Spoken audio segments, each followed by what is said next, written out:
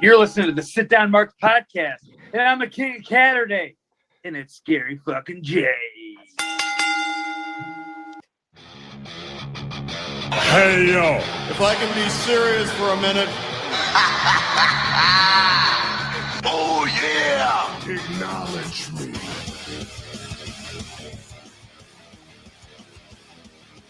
What's going on, everybody out there? And sit down, Markland. Come on in, sit down. It's episode number 154 of the Sit Down Marks podcast. And today it is WrestleMania season. So today it is WrestleMania, the prelude, as we're calling it around here. So I want to bring in my two Marks today. The host on the East Coast with the most. You know, he's the boss.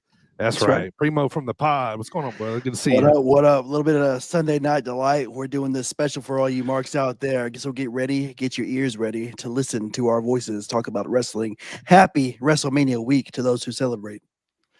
And the most dedicated independent professional wrestling fan out there. He just got done logging the miles today. So you got to excuse him. He was a little dragging down. He just got off, a long weekend on the road. We're going to talk about that later.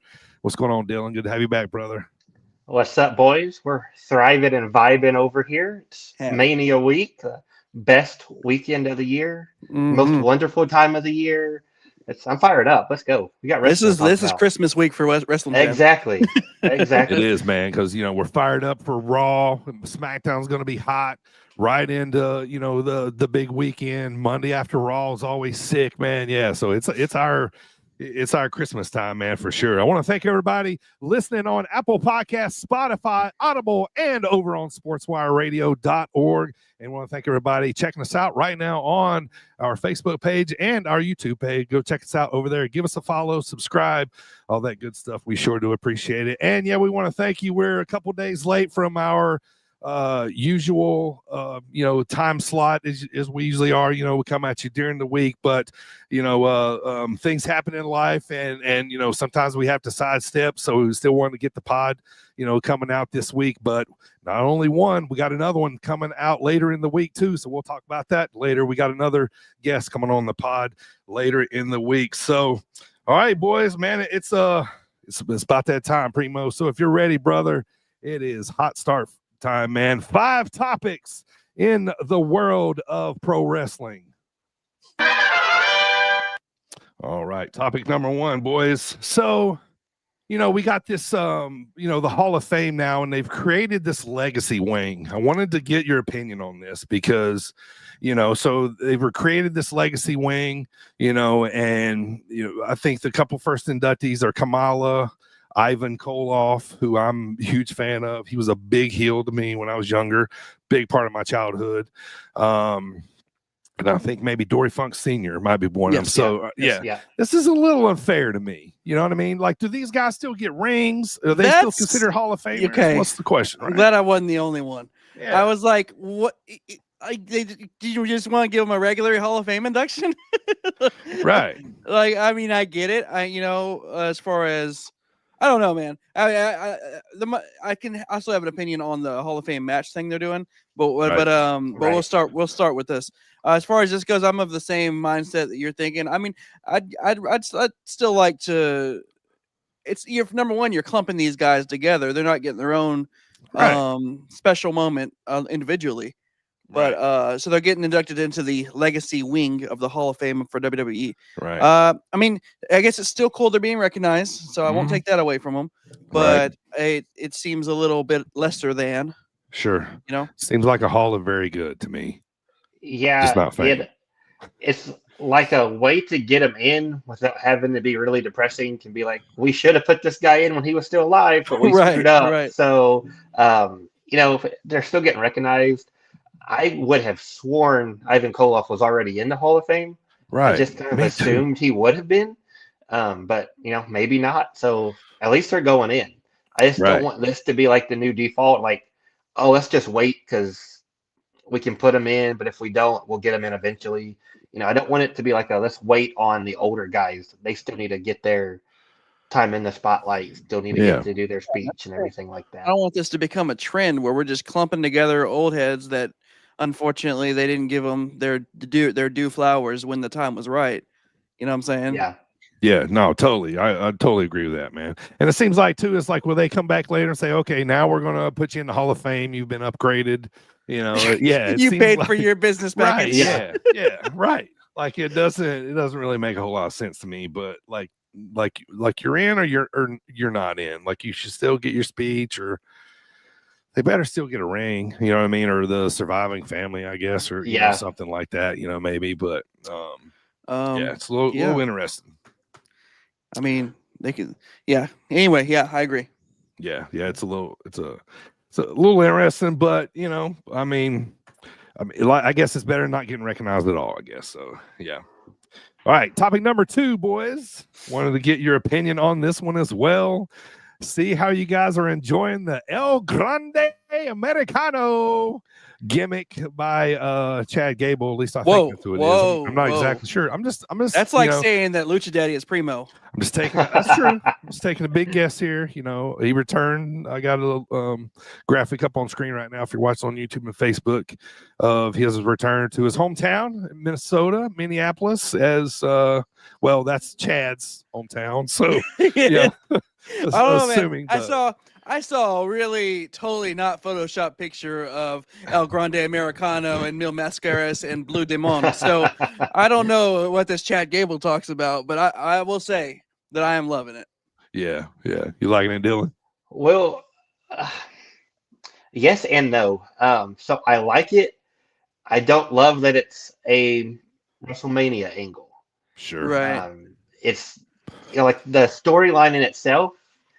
You know, Chad leaving to go to Mexico and find out, how to beat a luchador. And I guess he's still, he's came back. I don't know who this El Grande Americano is. But now he's showed up to fight all the luchadors.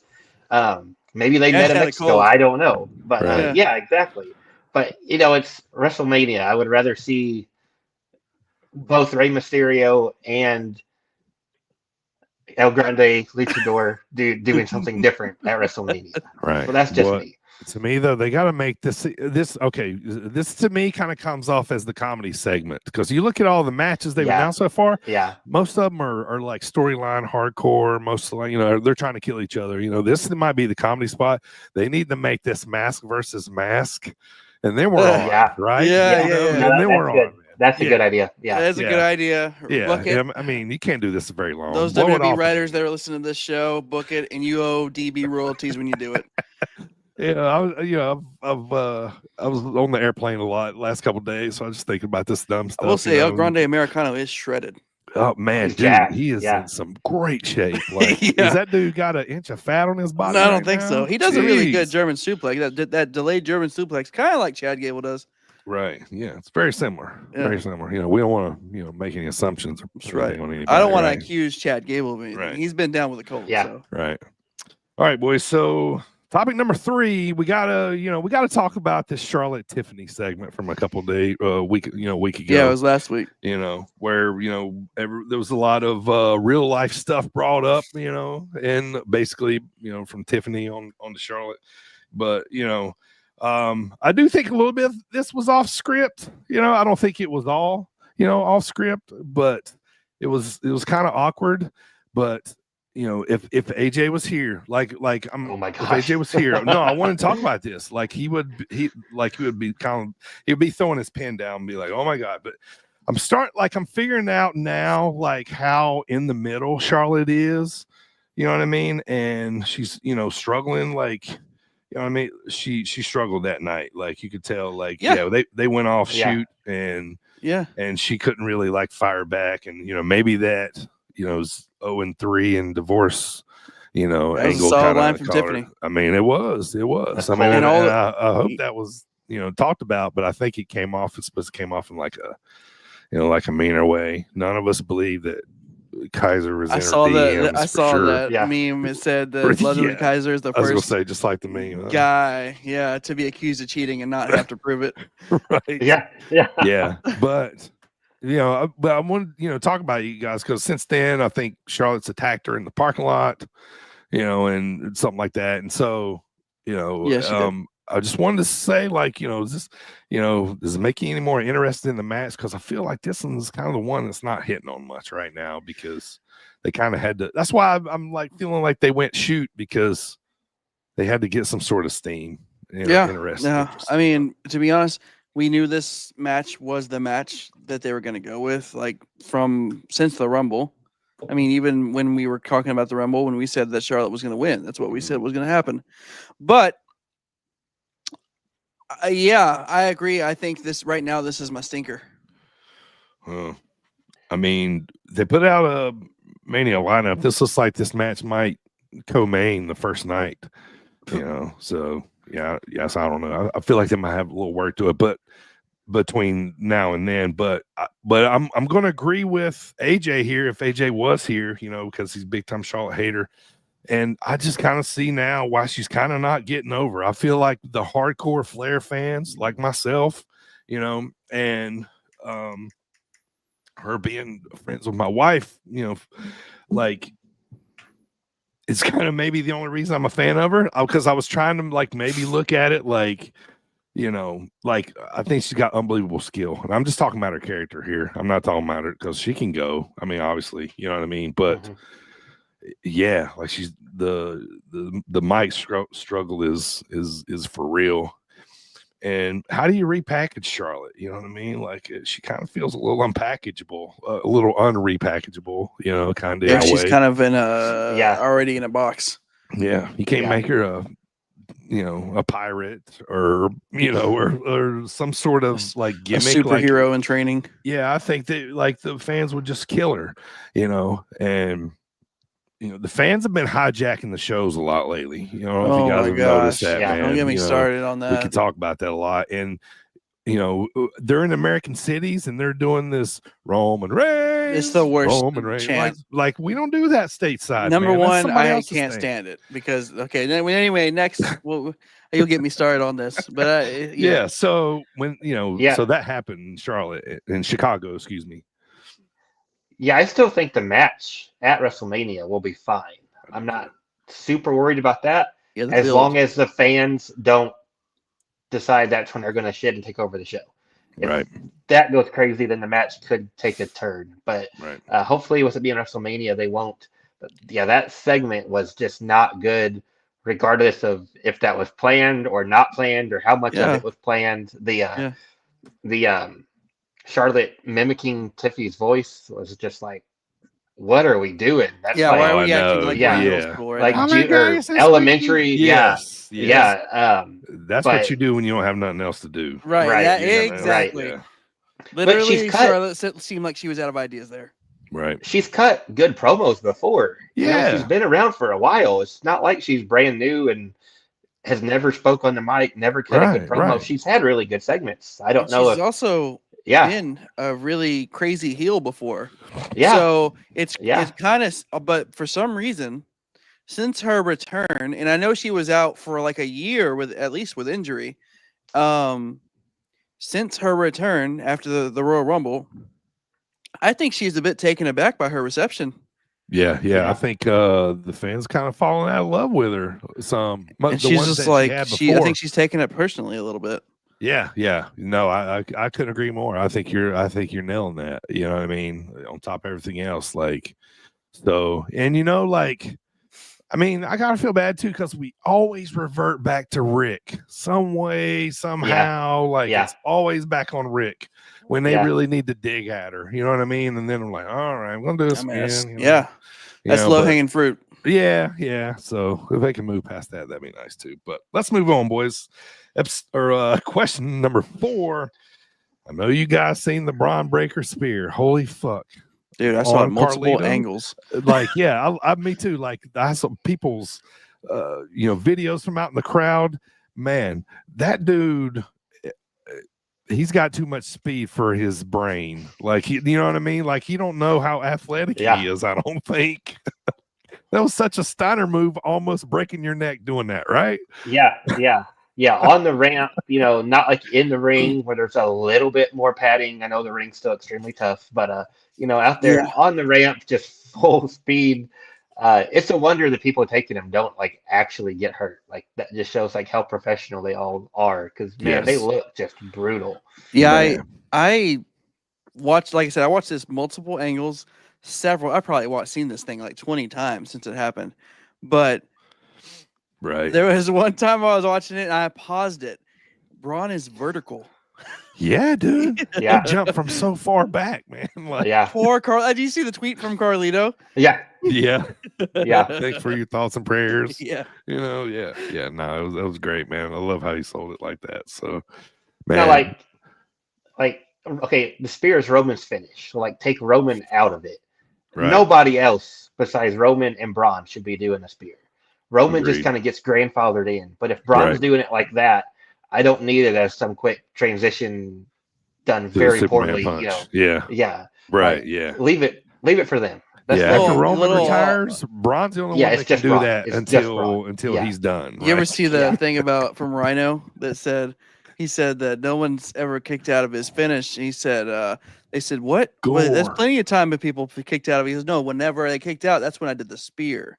Where he said, well, but whenever they don't kick out, that's when I did the gore. I love that. Clever. Oh yeah, I love it. That's a good wrestling move there. I will say that, as much as I probably shit on Goldberg in the past couple of years, he in the 90s, he was the guy, Mhm. and his spear, Braun's spear, is probably the most vicious and impactful since Goldberg's spear. Because I always Yeah. felt like Goldberg Yeah. freaking split somebody in half. Right, Yeah, right. I was trying to think too, like who was doing the spear back then too when Just Edge and Goldberg Goldberg. kind of made it Edge, his Goldberg, own, Rhino. Yeah, you're probably right. Yeah. Yeah. Monty was That's crazy, man. the fucking alpha male, Monty Brown doing the pounce. the pounce. Pounds, Yeah. yeah. God, I love that move. Yeah, they need to bring that back. But let me tell you though, this is what I think. One last before we go here. You remember in WrestleMania, Kane used to have the spot where he would tombstone somebody. Like he would always Yeah. tombstone somebody. Yeah. I think He we're going was, to transition to Braun spearing somebody like that. Like I think it's gonna be his thing. He's gonna get creative every year. He's gonna jump off a fucking truck and And just show up going out of down the nowhere. road and spear somebody. Yeah, right. Yeah, he's gonna like See what come celebrity down he Shawn murders Michaels this year. style. Yeah, like on a zip Yeah. line, and Yeah, spear somebody Yeah. off. You know what I mean? Like, yeah, that's electric looking, man. Like when he did it, I was like, oh my god! It instantly made you want to rewind it and watch it Yeah. again over and Yeah. over. His Yeah. speed is insane. Such Yeah. a Steiner move, almost breaking his neck like that, though. Like, I'm like, that's so great, man. And I'm a fan. I watched his dad, dude. Like, I was I gonna grew say, up watching his I dad. bet in the his Varsity dad Club. and uncle mark out so much. Oh when they see man, I him. know. I love Rick, man. Dogface Gremlin, hell yeah. Like apparently, I don't know his name, but apparently Scott's son is like going to the PC Yeah. or is on one of like the like NIL deals with WWE or something like that. Yeah, nice. I think I saw Before something too like long, that there too. might be another Steiner coming up. sweet. It's funny because I just watched the Becoming a Spectacle documentary about WrestleMania 9, where the Yeah. Steiners were there at the Caesar's Palace. All right, boys. Episode. God, about to do that again. All right, a little small rusty. All right, here we go. Episode Topic number 154. 5 in the hot start, boys. Before we go home, we got to talk about AEW Dynasty, man. So Dynasty. B-level pay-per-view right off the bat. Tony Khan, suck my cock for like I'm getting committed to trying to watch your pay-per-views, dude. And you want to make a B-level pay-per-view like 5 hours long. It wasn't 5, it was definitely 4. Jesus. Like, man, like it's crazy, man. Yeah. For a B-level pay-per-view on a Sunday night, I Yeah. give you a pass doing it on a Saturday because I'll stay Exactly. up, dude. Yeah, Yeah, but Yeah. man, come on, man. We got to do better on this. But decent, not great show, but decent. I guess a lot of things happened, moved a lot of storylines. So Philadelphia, Pennsylvania, there was that like I didn't even really like even notice this place where I didn't even heard of it before. Like like it was like the Laryngitis Center, but it was called something else, like the Lacacia Center or something. I don't know. I can't remember, but I'm liking their new setups in these, not so huge venues, and stuff. So yeah, I'm digging that. Will Ospreay, obviously, he's getting the belt in July 12th, at All In Texas, but he's been like the hot start. Lead off on every show. Him and Kevin Knight was, an awesome match. Yeah. Then you can tell that's where we're going. You know what I mean? Like he's pointing at the sign, All In, that kind of stuff. But I'm loving Ospreay. Obviously, still. I just feel like after he gets done chasing, then what are we gonna do? Right? Are we just gonna? He's probably just gonna have to have badass matches because. I don't think like a long title reign is going to make any sense. Like you don't need it, honestly. You know what I mean? Like, but probably just bring some clout to it. Well, I mean, if he was a champ, I guess at least we would see the belt. Right? Yeah, that's what I was about to say. Was at least, and we'll get into the main event in a little bit, but at least if Ospreay is the champ, you got an Ospreay match in the main event on every pay-per-view. Instead of what we've been getting in the main event on every pay-per-view. And that would be a welcome change. Right. I just want to say, Dylan, Nathan Davis on Facebook. Thanks for watching, bro. He's asking, where's the green hat guy? Did you not wear the green hat this weekend? Everybody was asking questions like, okay, so we'll do a little plug here. Okay. Got the new Shazam McKenzie Heartbreak Core hat. Bazinga. I still have the Dylan. Still had the Dylan on last night. Yeah. Got to support the new guys. But when you ask people to make a hat, you can't just not buy it and not wear it. You kind of got to put your money where your mouth is. Right. So showing Shaza some love. Wearing the green shirt tonight. I didn't want to double up on the green. Don't want to have a whole lot of green. I didn't know what Eric was wearing either. So we would have almost been all green had I showed up in that. So yeah, right. I was gonna say I missed that memo. Yeah. Yeah. Yeah, tpublic.com. Go get you a sit down Marks t-shirt /sit down. And there you go. All right. Yeah. But yeah, hot opener. Next up, we're working towards MJF getting in the Hurt Syndicate. He helped them beat Big Bill and Brian Keith. By the way, shout out to CJ Esparza and 12 Gauge, who was on Dynamite the other night. They took was a squash match from Big Bill. So shout out to them. And I don't know if you guys knew this or not, but Jim Cornette also talked about them on his podcast. Oh no. Yeah, and he called them Tits and Taint McGee. So I sent that to 12 Gauge and he was laughing. It was pretty funny. But yeah, so that kind of helped. And then Mercedes beat Julia Hart in the opening round of the Owen Hart Foundation tournament, which is going to be 8 women. Winner gets AEW title shot at All In. So at least they're putting a little steam on the women's division there to on the matches right now. So I'm all about some tournaments as long as they don't last too long. You know what I mean? Then you get kind of fit loose and not understanding who's what and where and all that kind of stuff. But and then Death Riders, right, versus FTR Trios Championship. Basically the big storyline on this one was FTR turned heel on Edge, right? They did like a spike pile driver off the top rope on Copeland and like some chair shots and that kind of stuff. So FTR's heels, man. Yeah. Kind of teased that Cash might turn on Dax for a little bit, or at least not side with him. And, then did the big, both of them turn on Edge or Cope, excuse me, on Cope. Copenhagen. That was good. FTR needed a refresh. The tag scene kind of needs a refresh. So. Edge can't be assholes for a little while. Edge can't have a group not turn on him to save his life. Oh, I know it. Yeah. And FTR can be assholes for a little while. Cope, so sorry. That'd be cool too. So, then cool to see here too. Megan Bain, fresh off the independent scene on a AEW pay-per-view. She lost to Toni Storm for the title. Toni won on like a sneaky little roll up. But what I loved about this was Toni wearing the Rocky inspired good. gear. Yeah. And she had what's his name come out with her dressed like Mickey, so that was a nice touch in Philadelphia. I like Kyle Fletcher and Mark Briscoe.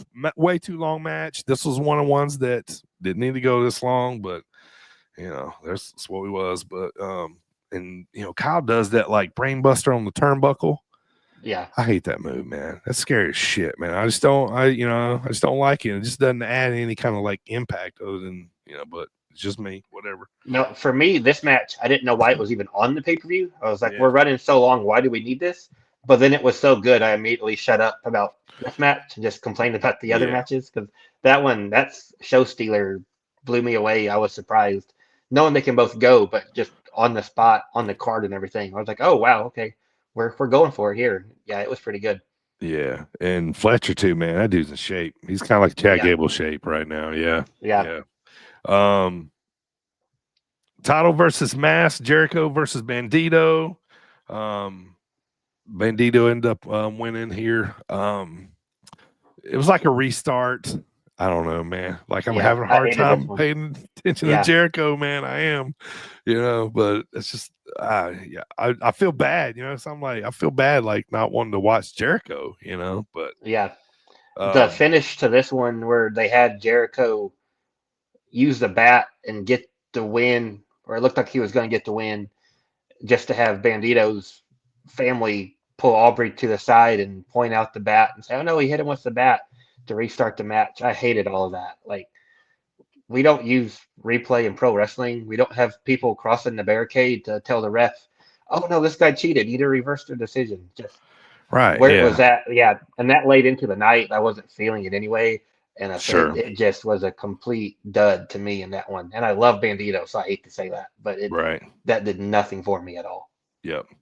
And something that I was glad to see happen next, finally getting the belts in AEW, beating Daniel Garcia. It was our good old pal, Adam Cole.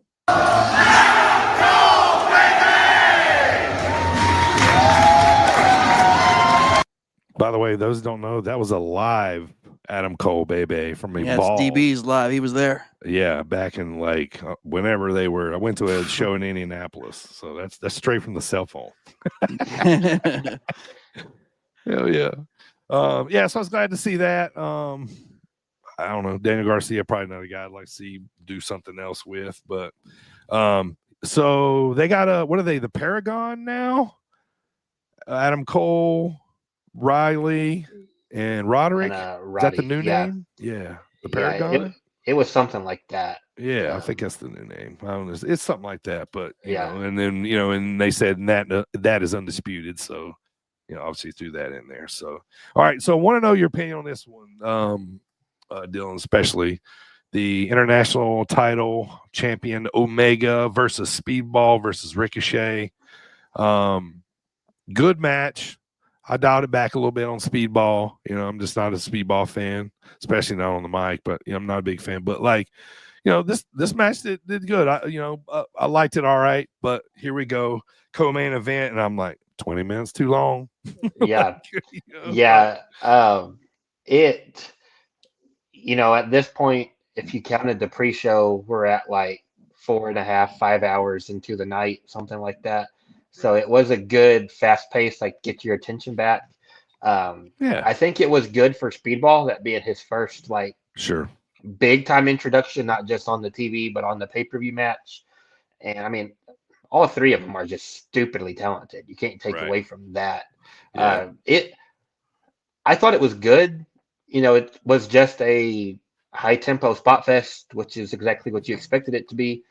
But it was good. There was a bunch of people really loved it on the internet, and maybe I was just way too tired by that point. Yeah, I probably coming off the road and watching it and being that late in the night. But I thought it was really good, but not a match of the year contender or some special match we're going to talk about for years to come or nothing like that.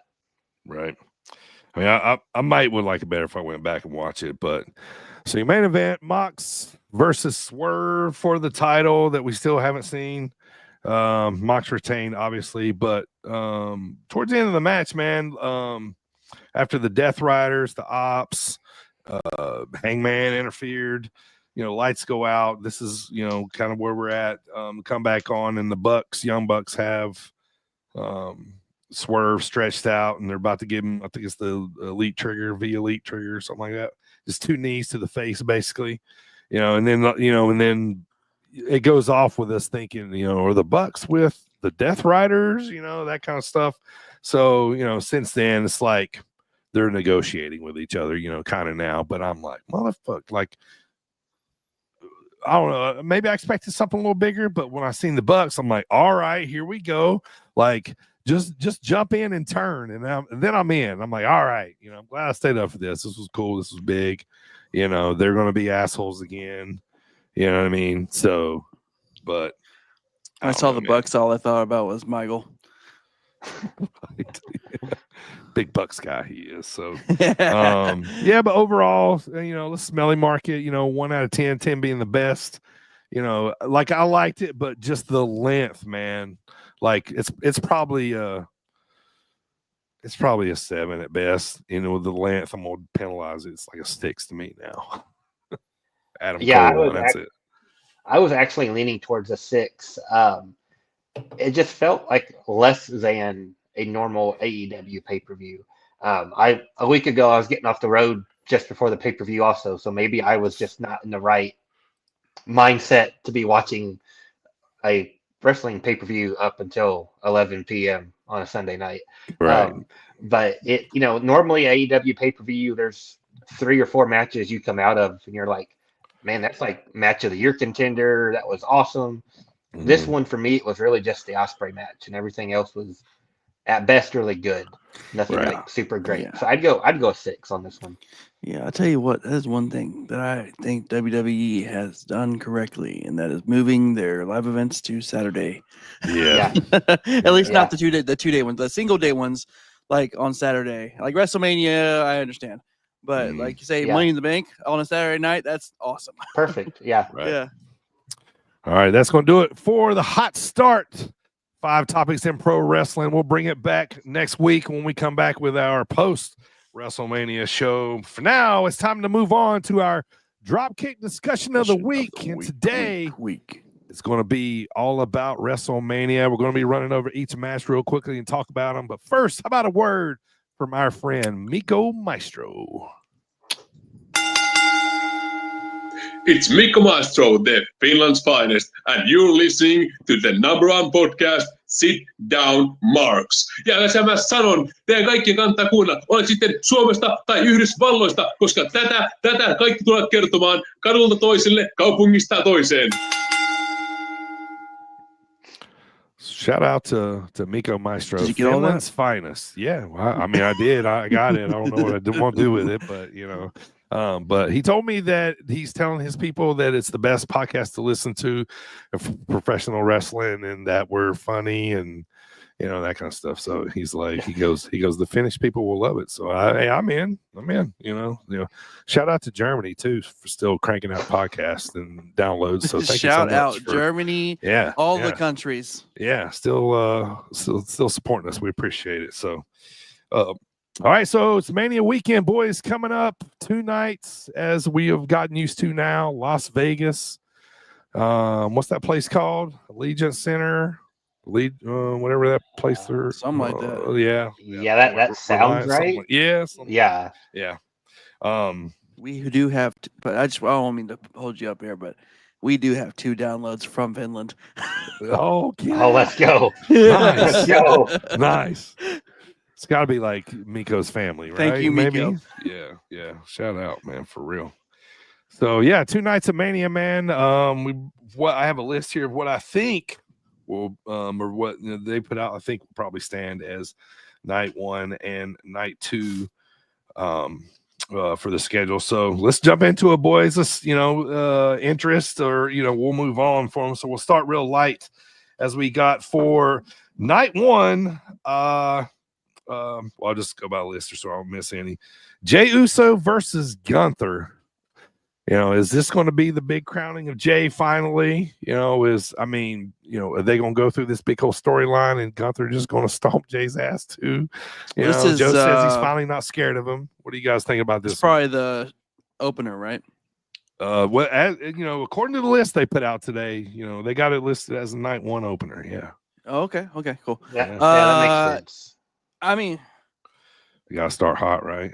As much as, damn it, I was conflicted with this one because it's the interest for me has been there. It hasn't been there. It's coming on. All the baby faces can't win, right?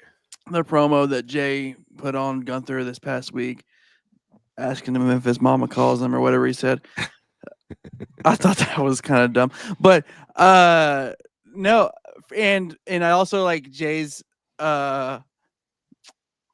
I don't know, his interpretation of coming out to a serious promo was just him putting on a black shirt, a black crop top. Anyway, Right. Sorry, I digress. This particular match, I want Gunther to lose. Sure. I'm starting to think he's not going to. Right. Like I said, not all baby faces can win, man. Some heels got to stay up. Yeah. So, Man, if they give Jay the Royal Rumble, have the big whole celebration about main event Jey Uso, sure, and then don't give him the main event, right, and then don't even give him the win, like right. What a waste! But they gave Cody the Rumble, away. Right? They gave him the Mania main event, and he lost. Yeah, it could be bigger next year, maybe. I don't know. Cody, sure. I don't know about main event Jey Uso because it's already 50-50, 60-40 on if people are for it or not. So if you try spreading this out another year, I don't know if it makes it. Yeah. I am excited for it though. I think it'll be really good. Yeah. I liked the bloody beatdown on Raw a couple weeks ago. That was really good. That was good heat. It was good stuff. Yeah.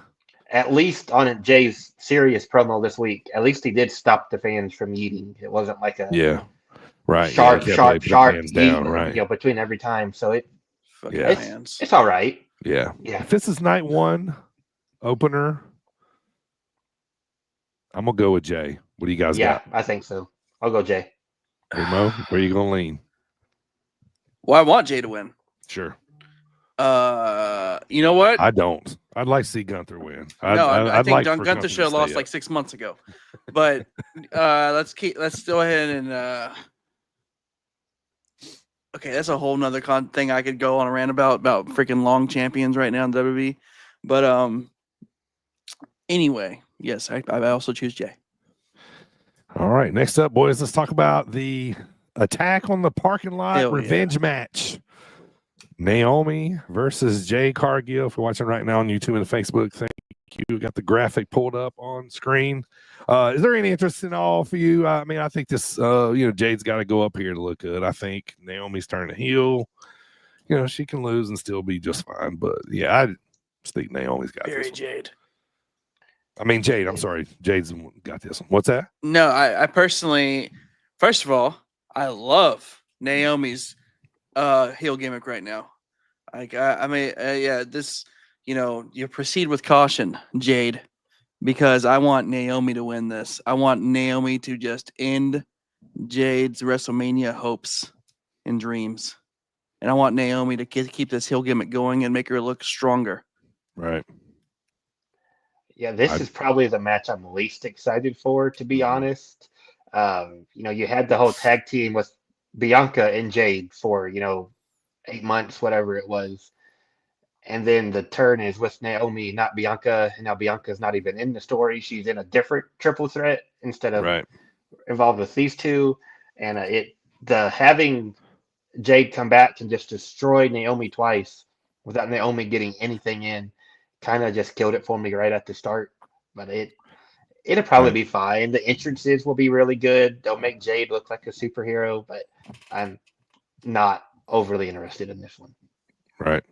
Shout out to Nick Bull, by the way, one of the hosts of the Card Subject Change podcast. He said he's a Gunther dude and he's dreading this match. Don't feel like Jay is World Championship material. I agree. I've always felt like he's mid card Jay, not or mid event, whatever. Yeah.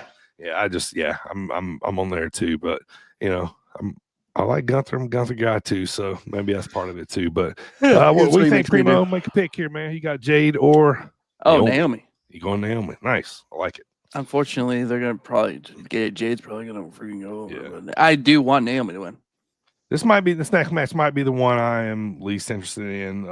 War Raiders, New Day. I think they should play this was like a tag team elimination match, but the Guns in it, the Street Profits, Ciampa, Gargano, like I don't know. Right.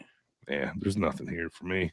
No, I didn't realize this was even announced for Mania, to be completely honest. Yeah. I'm kind of the same. Just yeah. Right. I'm in the New Day club of just put the belts on them for no reason at all because I'm a New Day fan. But that's about it. Right.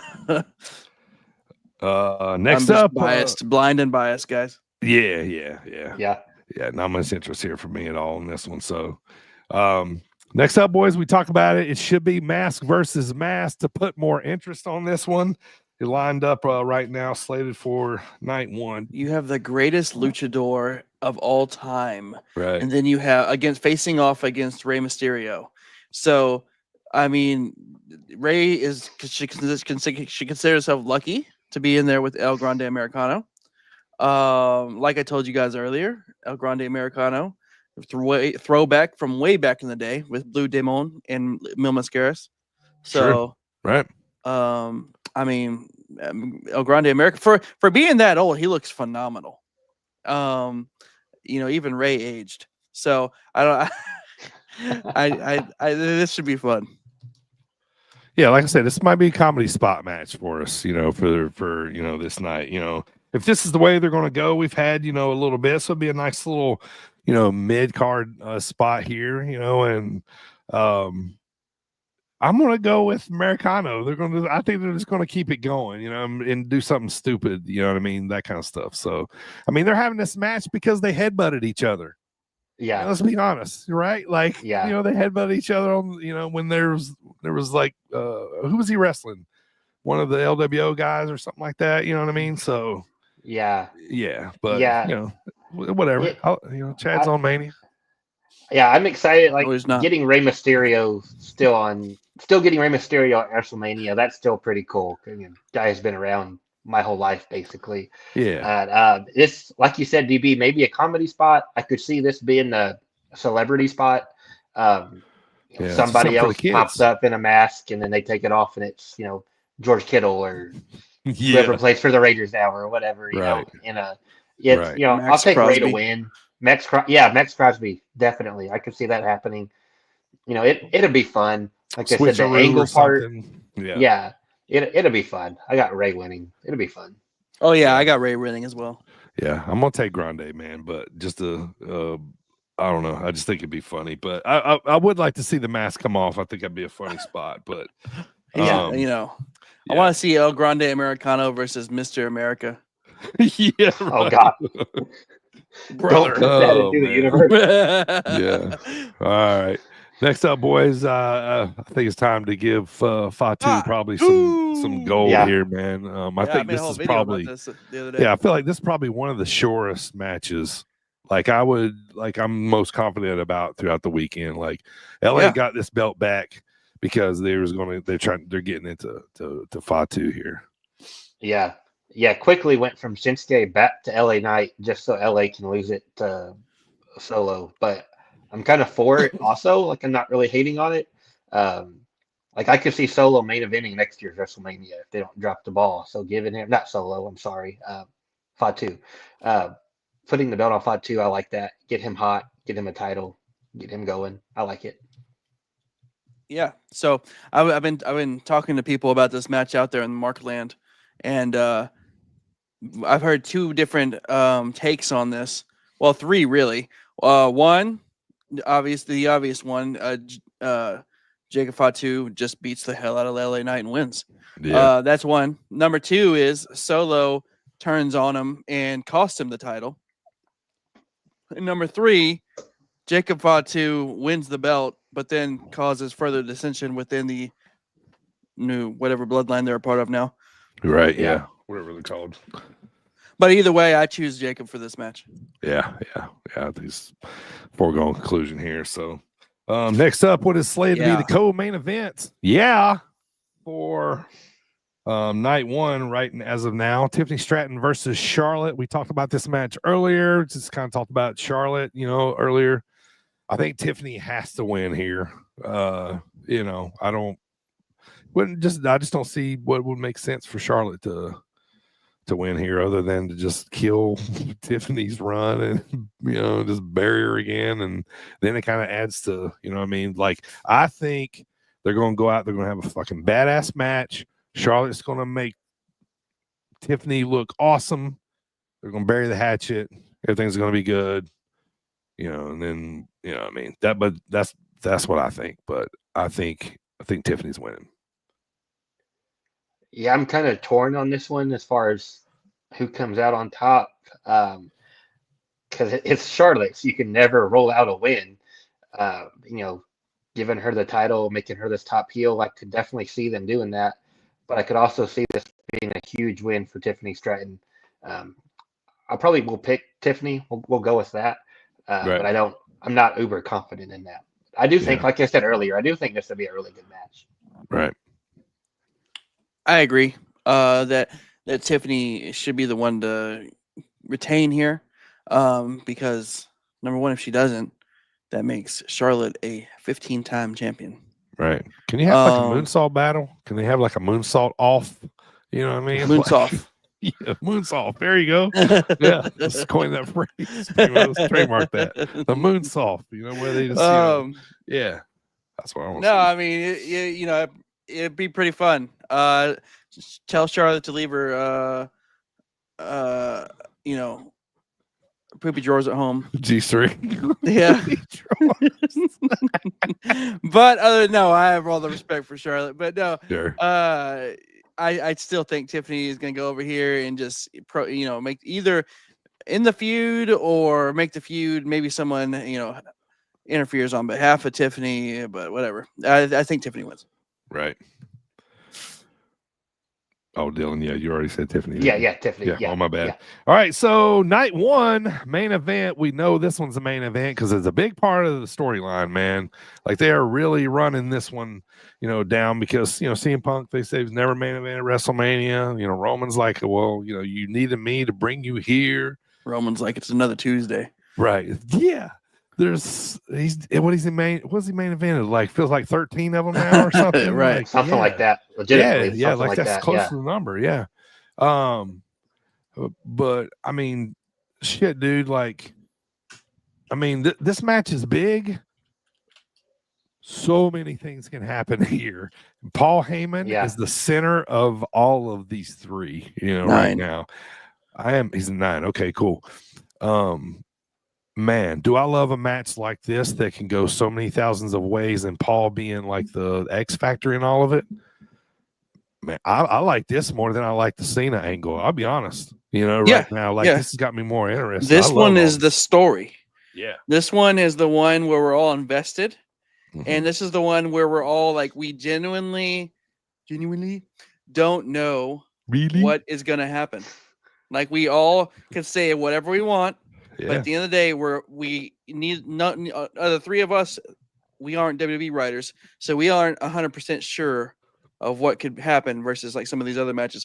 But in this one, any one of these guys can come out on top. Right. Yeah. I agree with everything both of you said, but I have like the smallest nitpick. This seems like such the like just gift wrapped main event for CM Punk to main event WrestleMania. It's like, hey, we know this has been your whole big story, and we're probably not going to give you a title match ever, but we're going to go ahead and just give you this main event on night one, non-title, triple threat, just so you can knock that off your bucket list. Be like, hey, you finally got your main event.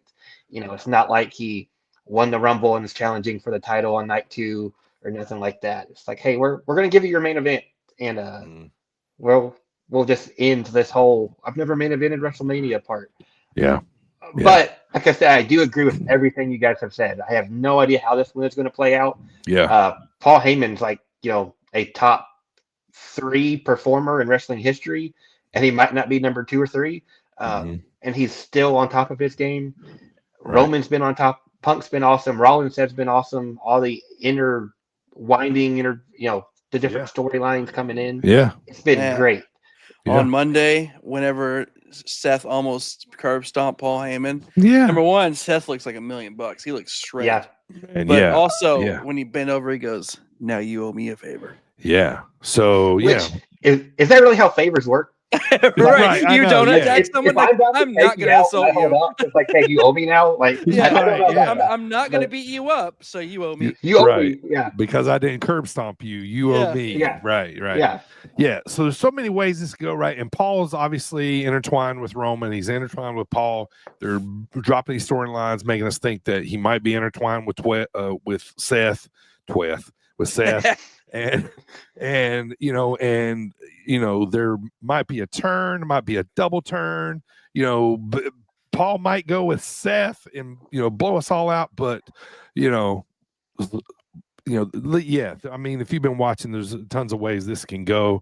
There's the favor with Punk, and technically Punk's going to have Heyman in his corner, right? So so that's going to be, interesting right there, because he's not, we all think he's not fully committed. So, I don't know, man. Like there's so many ways like this thing can go. I feel like in the end, if you're looking at these three, the biggest story is Roman and Seth, right? Oh yeah. Like, and it's always going to be about people. Like Roman's beef is Seth wasn't loyal to him.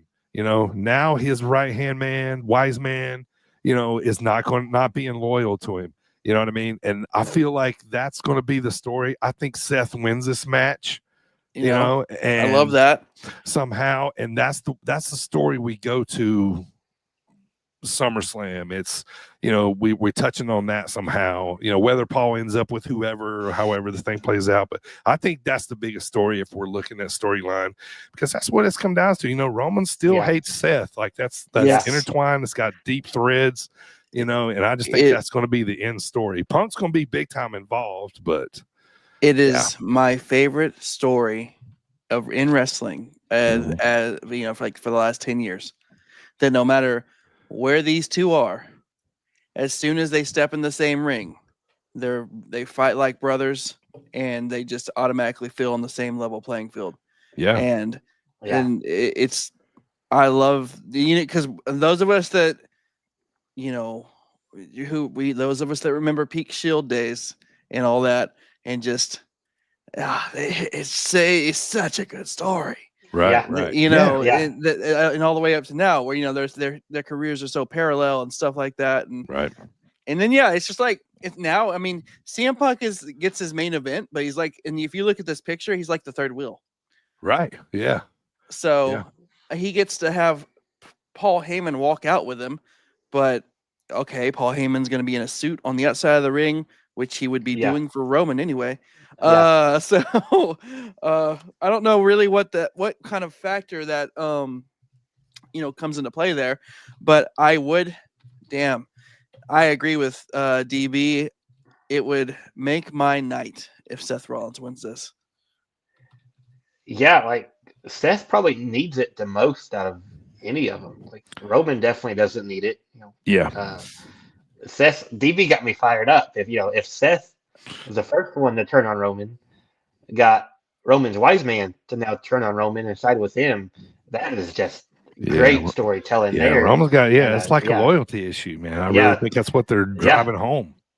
Roman could blame Punk for being the one to even get Heyman out of Roman's corner in the first place, to that's even get that thrown up there. Man, I'm because I still don't know about it just being Punk's main event, but the actual match itself, I am fired up for, and I'll just make it a clean sweep here. I'll go with Seth also. Right. I'm gonna sit down and watch this match, and I'm gonna go fucking wow me. Like give me something like I'm gonna give me goosebumps to that y'all are gonna have to top on night 2. But hell yeah, I think we're gonna be seeing that, and like I feel like, I don't know if you guys, but like this revolutionary, I feel like we're getting to the end of that. I think Seth's coming to a character change here soon, and that's why I kind of think Paul might have something to do with that. I mean, I've said this before. He is my favorite modern day, like my favorite wrestler of the modern era. Sure. And regardless of how he's dressed, but I will say here lately, since the European tour, he's been dressed semi-normal. They were bell-bottom jeans on Monday, but they were still jeans. Yeah. All right, let's move on, boys. Night 2, Bailey and Lyra Valkyria versus Liv Morgan and Raquel, set to be the opener. I don't have any interest. I wish I cared more about this, but I don't. Yeah. I don't. But Damian Priest versus Drew McIntyre. I think Drew needs to go over big here. You know what I mean? If the push is coming for him, maybe not big, but maybe he just needs to go over. You know, I mean, I agree with you. I do agree with you. I would just give an aside because I thought about this earlier today. You know, we were so hyped for Damian Priest to get that championship, and then ever since he won the World Heavyweight Championship, it's just since then. Yeah, like it fell flat, and I don't know if it was him as the champion or what, and then just since then he hasn't been around much. But yeah, man, I was just thinking about that earlier today. Like we were so hyped about his rise, right? And then now it's just like whatever. Like he's just a brawling dude on SmackDown. Yeah. I think Drew could take the loss better than Priest. If Priest wins, Drew can show up on SmackDown and talk his way out of it. Yeah. And but here again, I think it'd be a good match. Like we've seen him work before. It'd be a good match. I'm excited for it. It'd be hard hitting. I could also see this one kind of falling into the category of like, how many heels do we have winning on the rest of the card, and how many faces do we have winning on the rest of the card? Do we need to even that up somewhere here? But I'll officially, quote unquote, take Priest to get the win. Yeah, that's what I was kind of getting to. Was we haven't seen Damian Priest do something in so long. Was maybe this could be kind of part of that, and I for that reason I'm choosing Priest as well. Okay. Next up, the big 4-way for the Intercontinental title: Braun Breaker, the champ, versus Dominic, versus Finn Balor, versus Penta. Give me Dominic here, man. Yeah, like you know, like give me Dominic. Yeah. Like it's time, it's what I want. Right? Yeah. I was wondering if y'all are with me or not. You are. I like it. Yeah. Man, I love Dom. Right. Imagine Dom walking out with the IC belt. The most smug motherfucker out there. Yeah. Yes. Pissing people off on the way out, man. It'd be fantastic, you know? Yeah, it'd be great. I could see like Finn and Dom canceling each other out and having the Judgment Day be their own storyline. Sure. Moving forward, and like Penta getting the win. I would love that. I would not complain. But I'm hoping it's just what you talked about. I don't know. You could talk me into it being too soon, but you could also talk me into it being this guy that was just on ESPN and everybody loves, and let's just put the title on him. I think Sheamus won the title within 6 months. Yeah. But I'm rooting for Dom. I hope we're all right about Dom. But I wouldn't be shocked. Santino won it his first night. There you go. Yeah. Yep. Yeah. The IC belt, you know, like, I mean, it's supposed to be next up, but it can be used sometimes to like quickly. Either way, we all agree Braun is definitely losing. Yeah, I think so too. But probably not taking the pin, I'm thinking. Yeah, he will hit some spear like we talked about earlier. Yeah. He'll hit, maybe it's Carlito or whoever it is. He's going to hit some spear that's just out of this world. Yeah, it's going to be the new RKO. It's the new Kofi Kingston Rumble spot, like, you know, so he's a big bruiser, and then you got these two luchadors. Well, you got Penta, and then you got Dom and Finn. So it's just like the three athletic dudes, and then one. Well, he's super athletic, but he's just a different style. A different fun to watch. Kind of athletic, yeah. Yep. And then next up was AJ Styles versus Logan Paul. Stylistically, I'll watch this. You know, I kind of want to see, you know, AJ's going to, you know, hang with the young boy here, but I feel like this is a Logan Paul win. Yeah, he needs something substantial, right?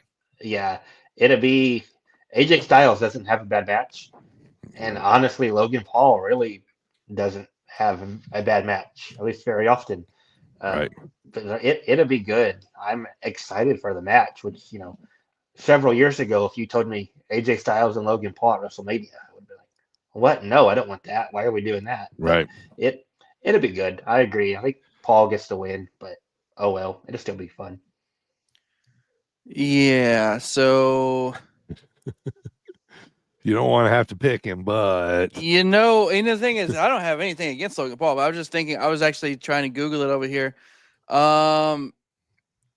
See how many losses he's had. Logan Paul has. I don't feel like he's lost much. No, not not many. big matches anyway. He lost against Roman. Anyway, I think Logan does go over, but AJ is going to make him look like $1 million. 1,000%. Yeah, for sure. All right, co-main for night number 2 for the women's title, Io, the champ, versus Rhea, former champ, versus Bianca. I'm interested to see which way you guys are going to go here. I'm thinking too, if this is the co-main, I think probably I'm gonna go. They're probably gonna put the belt back on Rhea, and run, but because Io retained would kind of be but it would elevate her big time. You know what I mean? Like, as kind of being maybe one of the top ones. Maybe they're, Bianca, I guess, would kind of make sense too, but I'm gonna just pick Rhea for this one, just for, but I don't know. I'm super excited, but I'm open to, hoping it's a good match. I'm going to go with Io just because they just put the title on her and they've kind of had her as like the third person in the match, even though she's the champ. Mm-hmm. So if they go a different direction, it's kind of like, what was the point of putting the title on Io? Was she just the third person that shouldn't have been taken seriously? I guess they could go forward with Rhea and Bianca too, man. Yeah, but I was about to say Rhea and Bianca are like two of their big stars. So if they put the title on one of them, maybe had one of them pin the other one of them and keep Io out of the finish. Sure. Maybe that's what you do with WrestleMania. I don't know. It's here again. I keep saying it. It'll probably be a good match. The build's kind of been all over the place, right? But it'll be a crazy match. The entrances in this match is going to be ridiculous at WrestleMania. I'm going to go with the champ. Yeah. Guess I'll complete the hat trick, and I'm going to go with Bianca. Okay. Nice. Perfect. That's fair. Makes total sense. Yeah. Main event, boys. Night number 2. After the big turn, it's time now to see if Cena's going to break Ric Flair's alleged number 17 time be champ, or and then here's another match too that can have something screwy, because The Rock is not in the exact same position as Paul Heyman, but he could be involved here in some sort of something like, a double turn kind of could work here too. Like, I've thought about that, along the way. Cena go back, and Cody turn heel. I don't know, but I mean, I feel like the buzz has cooled off a little bit. I'm not as excited because I'm more excited about the night 1 main event, but I'm just curious to see what angle they go. Like, if Cena just wins outright, I'll kind of be like, like, I feel like there's going to be a little twisty turn here, but I'm going to say, I think something weird happens. Cody keeps the belt. Cena wins it somewhere else down the line. Backlash or whatever down the road. SummerSlam, maybe. I don't know. I don't know. It just doesn't seem right, like that Cena should turn heel, face Cody, win the belts. Like, it doesn't that seems too simple to me, right? Like, I don't know. Maybe I'm probably overthinking it way, but I'm gonna stay with Cody, man. Double turn. Coming out of the chamber, I thought I would be at a 10 for this, and I'm still very high on it, but I'm at like a 7 or 8. Like, I'm still really excited, but not where I was coming out of chamber when it looked like we were going to have Cena like with The Rock in the build-up. Rock hasn't been back on TV since. I think Cena still wins. There would probably be a bunch of outside interference if I had to guess. Maybe The Rock, maybe Travis Scott for whatever reason. Mm-hmm. But I think Cena wins. breaks the record, and I think Ric Flair just does something stupid way out there to try to get some attention back on himself, whether it's an interview or a video he posts or something. Yeah. But I don't think he's going to be able to just sit to the side and not let anything happen. It's a shame I think he's still contracted to AEW, because having Ric Flair for this would be really cool in my opinion. But Right. I think Cena wins. Yeah. So I will say that I've been kind of disappointed with this build. I wanted so much more from it, but the promo battles that they did have in Europe were just kind of like whatever, to me anyway. I don't know. I'm still excited about it just because it is Cena and Cody for the championship and all the prospect of number 17, but the build up, I just feel like it should have been so much more momentous. But I don't know. Maybe I'm expecting too much. But I will say, if he's going to be a heel, then he needs to be a freaking heel and get that 17 at WrestleMania and squash Cody. In a nasty way. Yeah. Yeah. Like Sheamus squashed Daniel Bryan that one time. 18 in Mania. seconds. Yeah.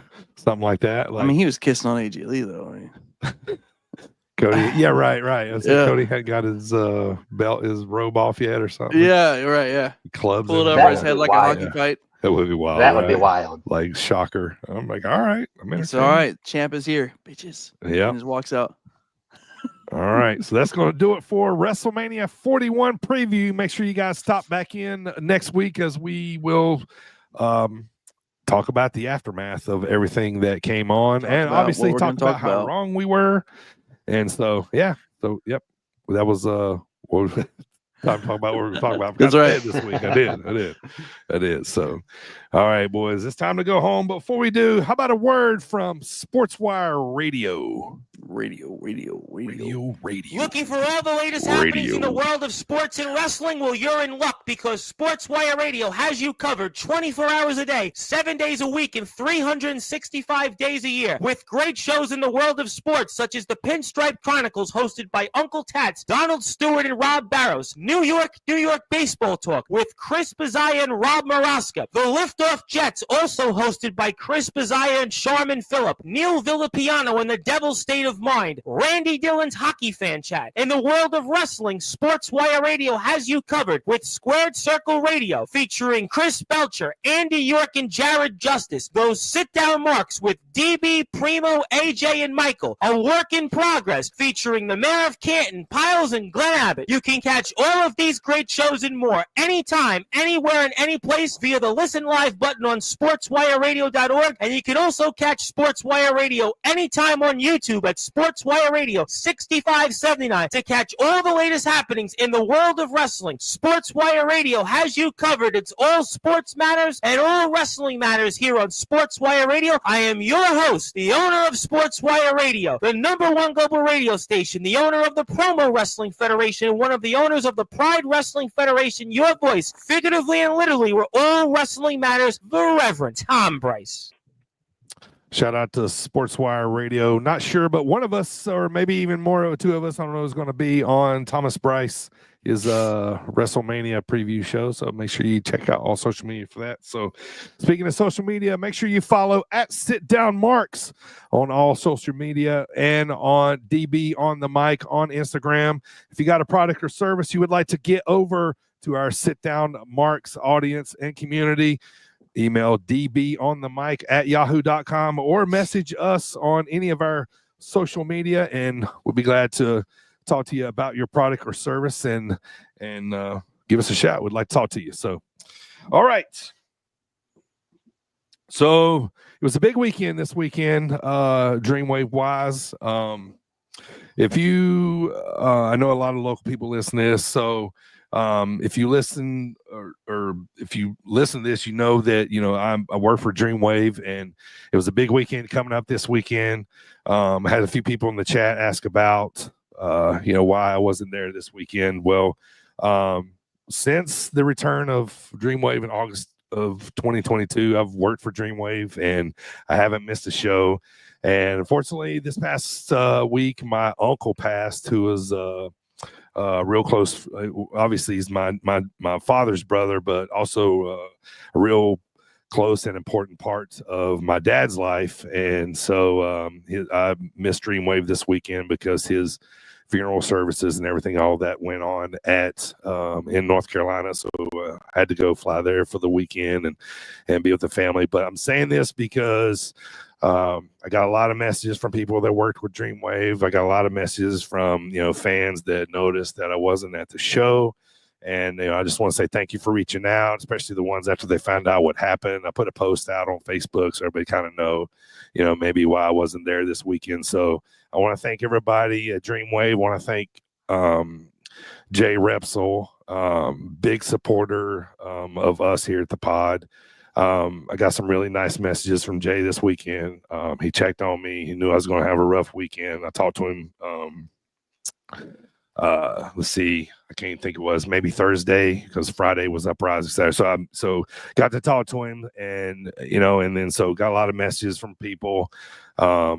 Gage gave me a shout out on the stream the other night, saying that they miss having me around, and just want to say I really appreciate it. It really touched me in a way that you guys don't really realize, and like I've always told Jay this, this is, it's the best job I ever had. And, I really hated, not being there, but, it's going to take something serious like that for me not to be there because I love Dreamwave that much. And so I miss being there, but, you're damn right. I'll be back in June, July, August is going to be big at Dreamwave. So I just wanted to take a second to just say thank you to, everybody listen to this podcast and send me messages and, all that kind of stuff. And, I appreciate you noticing that I wasn't there, maybe, probably on top of everything. Appreciate you guys' messages. I got messages from Tori. Shout out to Tori. I love you. So just thank you guys. So I appreciate it. Y'all helped me get through a tough weekend, so I appreciate it. And it's no reason why the pod was a couple days late, so I just wanted to say that too. So but shout out to everybody at Dreamwave. You guys really are a nice family, so just want to say that, and I really do appreciate it. So all right, so let's move on, Dylan. Let's talk about Dreamwave this weekend, man. Obviously Uprising 5, man, the 5th installment of the Uprising Women's Athletes division at Dreamwave. I did get to catch the main event to this one, so I'll be able to talk a little bit about that one by the time I got to where I needed to be Friday, so I was able to catch that. So another solid card, Dylan, man. Let's talk about it, man. What was the big matches kind of jumped out at you? I will say, we see the old graphic here, Zeta Steele versus Brooke Havoc. Well, Zeta ended up canceling. She couldn't be there for the weekend. I would say she didn't cancel. Right. Something happened. Wasn't able to be on the card Friday or Saturday. So, but otherwise, solid matches. But what you anything on top of the main event? What'd you think? Yeah, I do want to start at the main event actually, and then we'll go through the rest of it. But Maggie and Kylie.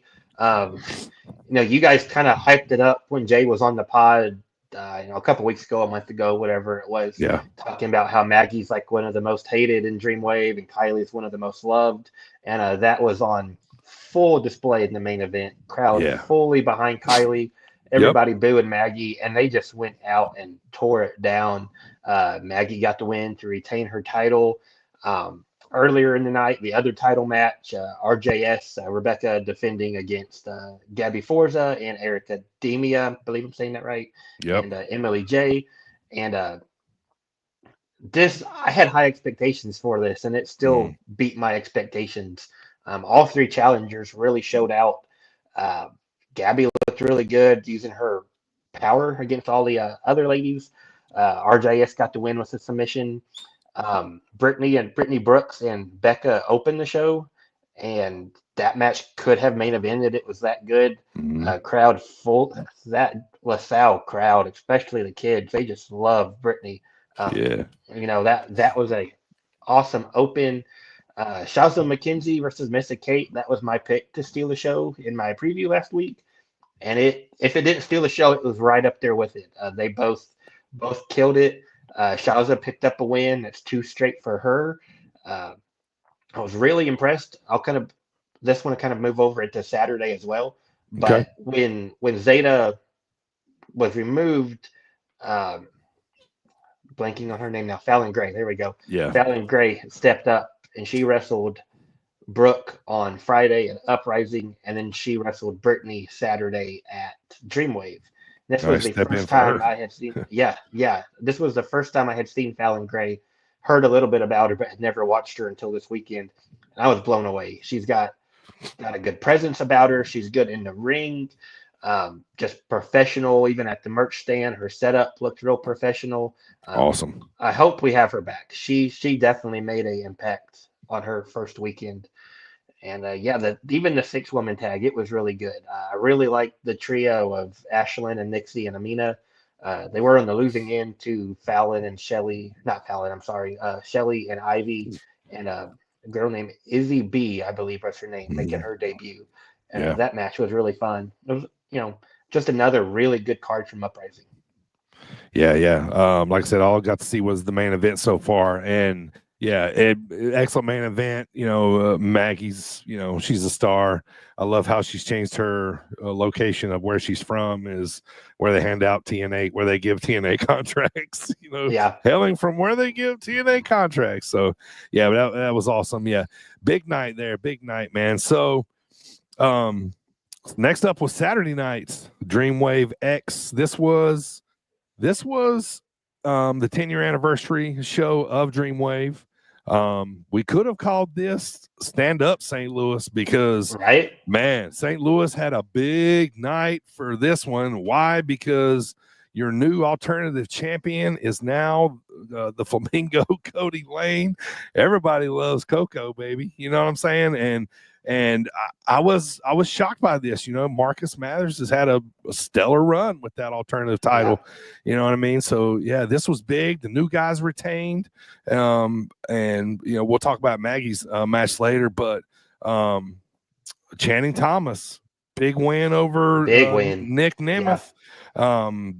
He was in town. I heard he couldn't have been nicer while he was there. I hated I didn't get to see him. It was so what stood out to you on Saturday night? Show opened with that alternative title match you were just mentioning. I'm a big Cody Lane guy from seeing him down here in St. Louis so often. Right. So I knew the crowd was going to love him after they saw him, and it was really awesome. I told this to him after the show.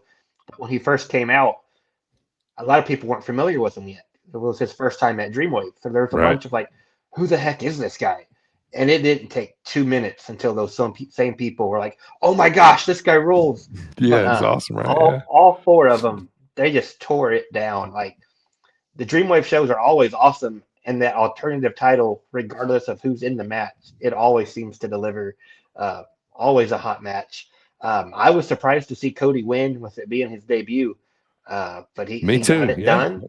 I'm excited to see where Marcus goes next because he's had a title, whether it be the tag title or the alternative title, basically his whole time in Dreamwave. So let's see if he goes for a different title or if he comes after Coco or what's going on there. Right. And you mentioned the new guys, other St. Louis team here, retained over the hype. Really fun street fight. A lot of weapons involved, trash cans, a ladder, bowling balls, shoulder pads. Just, it was a really fun match, really good match. Nick Nemeth, Channing Thomas, great match. It was. Of course, you got Sidney Bacabella on the outside. He got involved. Channing got the win. He still got his good as gold case, still undefeated at Dreamwave. It's just a matter of time before he can sniff in around that title scene. Like I said, Brittany and Fallon Gray, they had a really good match. And then, of course, the 2 title matches on top. Those were both incredible as well. What's that? Excuse me, sorry. I said, of course, the 2 title matches on top being Maggie and I'm sorry. Masha, and then the cage match between Hopkins and Rose. So they both.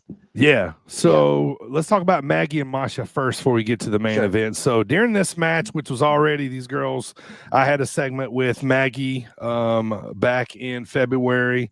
Masha interrupted. They, had a set up for this match coming up. So there was already big time heat here. Well, in the middle of this match, Brittany Brooks cashes in her good as gold briefcase while Maggie's kind of reeling during the match and inserts herself. So now it's a 3-way, and Maggie ends up retaining clean with her finish move on, Brittany Brooks. Brittany's failed cash in did not work. I was a little shocked by this here, and I'm interested to see how Brittany bounces back from here. I mean, Maggie won. I'm never going to be surprised by that. You know what I mean? So, solid way for Maggie to kind of make a big statement as champ. Right. Yeah. I'm not going to come on here and say Masha had Maggie beat because I don't want to have to face the wrath of Maggie Lee. Yeah, Maggie knows Masha may have had her. Masha was in control when Brittany ran in. Yeah. And Maggie, they went at it. The 3 of them went at it for a little while, and Maggie ended up coming up on top. And Brittany, since coming back, now she's lost the title match to Maggie. She cashed in on Saturday, lost her cash in. So it's going to be interesting to see how she rebounds and where she goes next. And then the main event, 2 former guests of the podcast, Connor Hopkins, the champion of Dreamwave, one final time in a cage. Christian Rose, final title shot. Connor wins clean with a J Driller. Basically, there was obviously doors, cage match, big tack spot. They did a Styles Clash on Christian did Styles Clash on Connor through a door. Yeah, off the second rope through a door. Yeah, off the second rope. These boys tore each other up, but Connor wins, and finally puts the nail in the feud, the rivalry. Now Connor's on social media saying he wants legends. He wants to put people on his resume. So, but I thought this was a really good match. I thought it did what it needed to do perfectly for this feud. Connor staying on top. I loved it. I never think these guys are really done. They're just kind of done for now, right? Yeah. You know what I mean? Because the story always continues. But big, huge main event. But now we move on to June, and it's going to be called Dreamwave Born for this. 2 additions we notice on the poster right away. Colby Carino stuck in there. Jack Cartwheel. Yeah. And that's Vert Vixen up front right there. Yes. Yeah. So a big, Defy champ. And so this is going to be a big show. This is the first of 4 shows between June and August. Even though the show went off with, Connor on top, after beating Christian, the question is now where we go. You know what I mean? What happens now? Right. So it's going to be a big summer. So the stress jumps back in tomorrow, Dylan, as it's time to buy tickets again. DWTIX.net, Dreamwave. It's going to sell out super fast. This is only 1 show in June, only 1 show in July, and then we're back for a double shot in August. So, but tickets are going to go fast. And Dylan, you can tell everybody how quick they can go sometimes. Yeah, real quick before I get into the tickets, I got notifications turned on, and it was announced why we were recording tonight. Official for Born for This on June 14th. Maggie Lee defending the women's title against Vert Vixen. Oh, that's gonna be show stealer. They've had a couple matches recently. Yeah, you saw them wrestling live, right? Yeah, I saw them live up in Chicago. Just a terrific match, and then they had a triple threat down in Texas just a week or 2 ago. That again just killed it. Like I said, that just came out within the last hour or so. And those Monday mornings, they can be a little bit stressful. The last show, it was 90 minutes. I kid you not, the front row tickets, I will have my phone ready, pulled up, everything ready to go. as soon as that clock hits 10 o'clock, sometimes I'm able to get tickets. Sometimes just in that split second, I'm already getting moved down the second row. Like front row will be gone instantly. And, the show in general, 90 minutes last time. That's what we're working with here. Yeah, that's how quickly they go. So the July show already on sale right now. Summer Spectacular, dwtix.net. General admission is available. This one is outdoors, so plenty of seats available. Basically can't sell out. Get your tickets. It's going to be a big one. So, all right, man. Well, big weekend at Dreamwave, man. Glad you made it there back safely. I look forward to seeing everybody back in June for this big summer we're going to have. So, all right, let's move on. Let's talk about we got some new content here on the Sit Down Marks podcast, and it's got to do with my boy Primo here, because Primo's got a pod called Cheap Pops, because, us here at the Sit Down Marks podcast, we promised you, that in 2025, we're going to up our game. We're going to be cranking out more content, and we're bringing you just about average of a pod every week. Well, with this brand new edition of what Primo's got going on here, guarantee, you get a podcast from the Sit Down Marks podcast every week to listen to, no matter what you're doing. And Primo's new podcast, I'm going to let him explain to kind of what it's all about. The first one is already out. Go check it out. Go download it. The first one got really good response. A lot of people are really liking it. And so I'm going to let Primo kind of talk about what he's got going on here. Yeah. So, myself and DB and the guys talked, and we decided, like he said, our hope for anybody that listens to our podcast is just to give you guys as much content as we can. So we came out with me doing this little bit of a mini series in between those off weeks. On those off weeks when we're not necessarily giving you guys a full episode, I can give you a short 15-20 minute talking about whatever comes out my ass, really, right? But it's this past time it was the 2025 Slammies that are coming up. I went through those.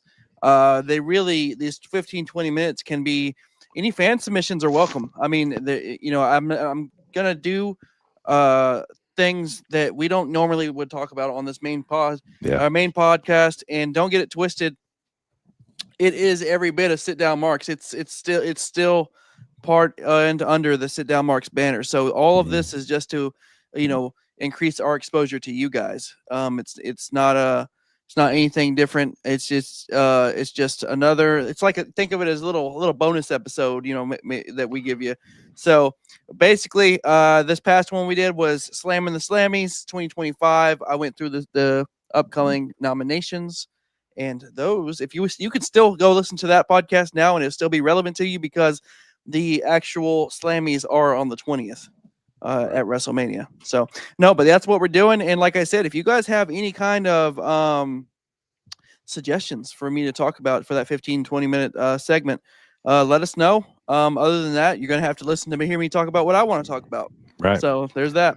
Yeah, so that's gonna be coming, at least once, sometimes twice a month, for you. So, go check it out. Go download that first episode. You'll get an idea of what Primo's talking about.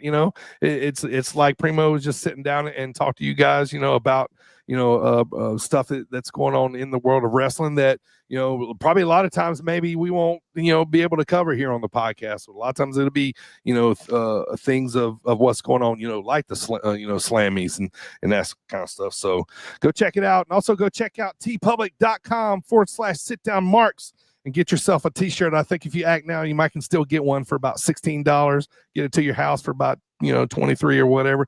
Go be a part of the best kept secret in wrestling podcast. So I want to thank everybody listening today on Apple, Spotify, Audible, all those podcast platforms, and including SportsWire Radio. I want to thank Thomas Bryce for all the support over at SportsWire Radio. So what's coming up on the podcast, you say? Well, later this week, we're going to be sitting down on Wednesday with Cody Kaiser.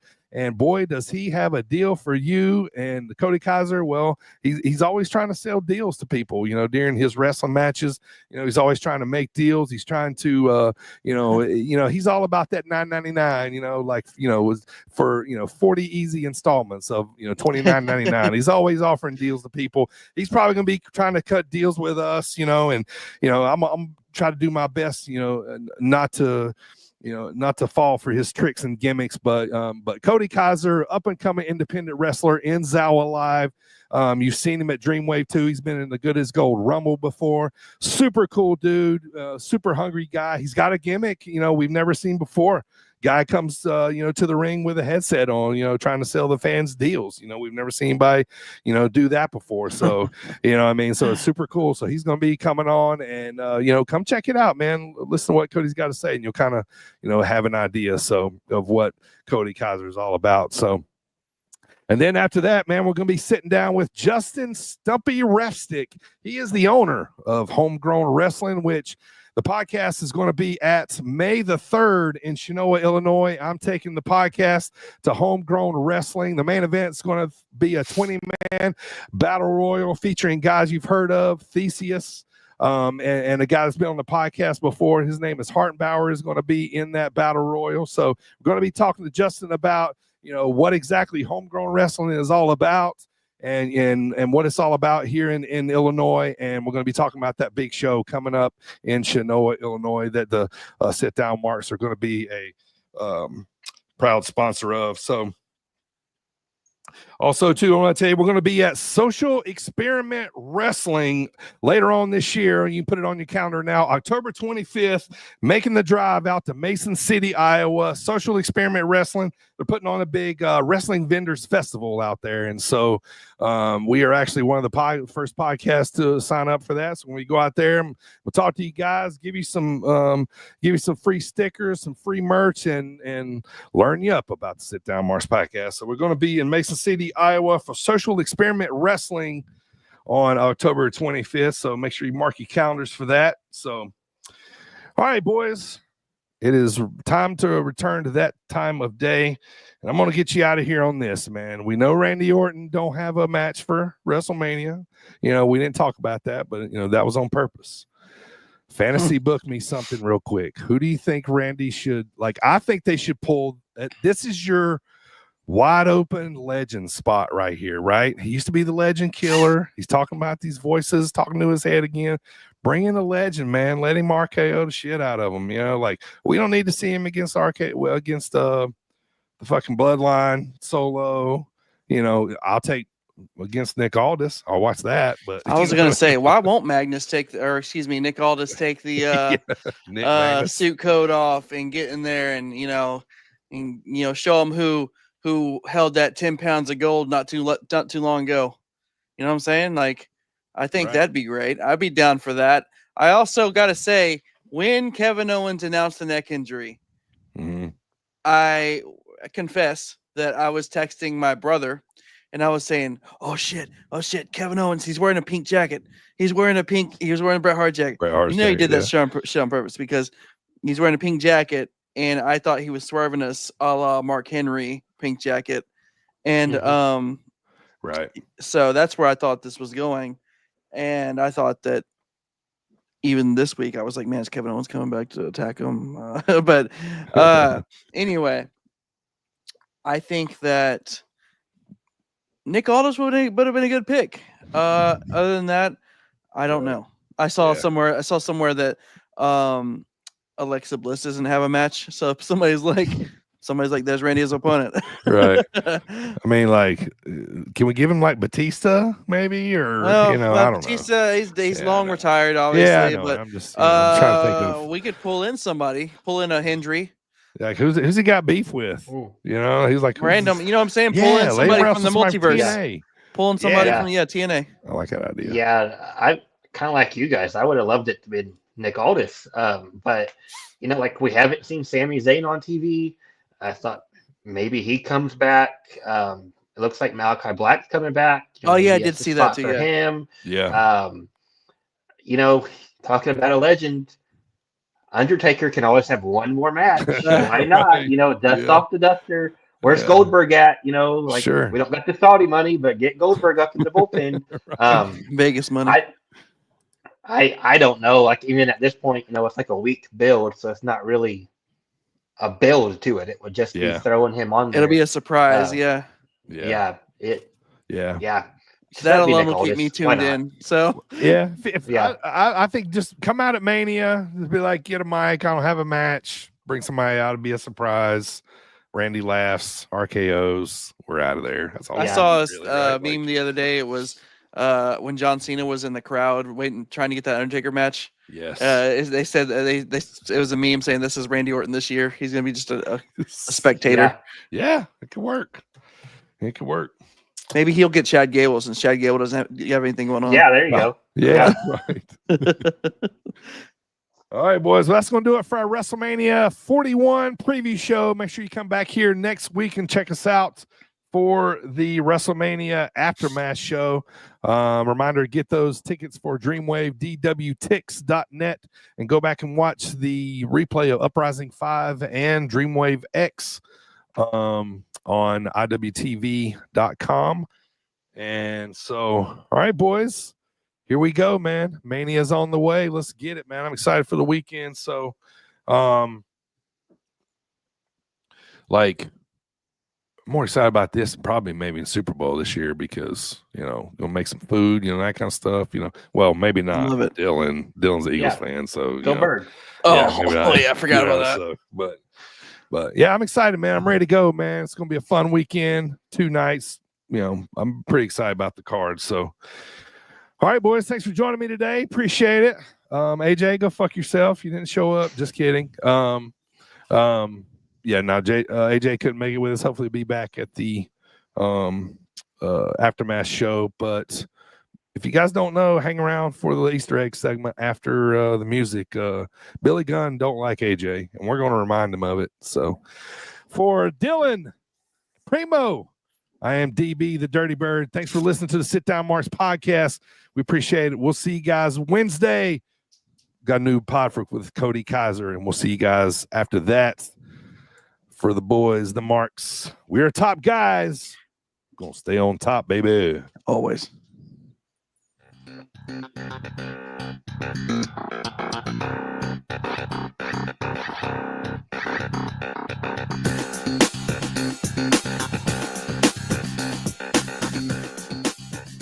All right, so those of you who may not have heard before, Billy Gunn, not a fan of AJ's. Proof in the pudding right here. All right, guys, what's going on? DB Primo, first off, let me congratulate you on your 100th episode of Sit Down Marks podcast. Thank you, I'm happy for Thank you. I'm Mr. glad S. it's a up and going podcast. I know we're leaving somebody out, but does it really matter that AJ's a part of this? Because he really contribute?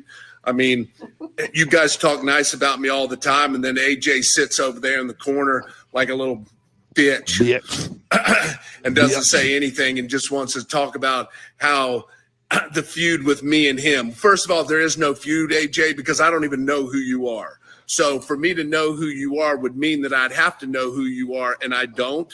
So that means me and you got nothing going on.